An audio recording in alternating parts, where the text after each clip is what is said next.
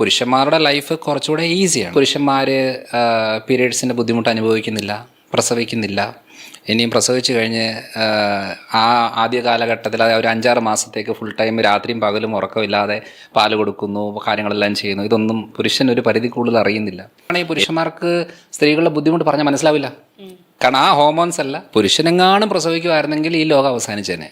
കാരണം എന്ന് വെച്ചാൽ ഒരു ചെറിയ വേദന പോലും സഹിക്കുന്ന ആളല്ല. ഒരു ഫിസിക്കൽ അപ്പിയറൻസും തണ്ണുതടി മാത്രമേ ഉള്ളൂ പുരുഷന്, ബാക്കി എല്ലാത്തിലും വീക്കാ. ഇപ്പം സ്ത്രീക്കാണ് ഒന്ന് സഹിക്കാനുള്ള ശേഷിയുള്ളത്. സ്ത്രീക്കാണ് ഒരു പരിധി കൂടുതൽ മാനേജ് ചെയ്യാൻ പറ്റുന്നത്, ഒറ്റ സമയം തന്നെ പല കാര്യങ്ങളും ചെയ്യാൻ പറ്റുന്നത്. ഒന്ന് ആലോചിച്ച് നോക്കിയാൽ, നമ്മൾ ഇതുവരെ കാണാത്തതും അറിയാത്തതുമായിട്ടുള്ള വീട്ടിലേക്ക് നമ്മൾ പോകുന്നു, ഒരു പരിചയമില്ലാത്ത നാട്ടിലേക്ക് പോകുന്നു, ഒരു പരിചയമില്ലാത്ത ആൾക്കാരുമായിട്ട് നമ്മൾ ജീവിക്കുന്നു. ഒരു പുരുഷന് ഇമാജിൻ ചെയ്യാൻ പറ്റത്തില്ല.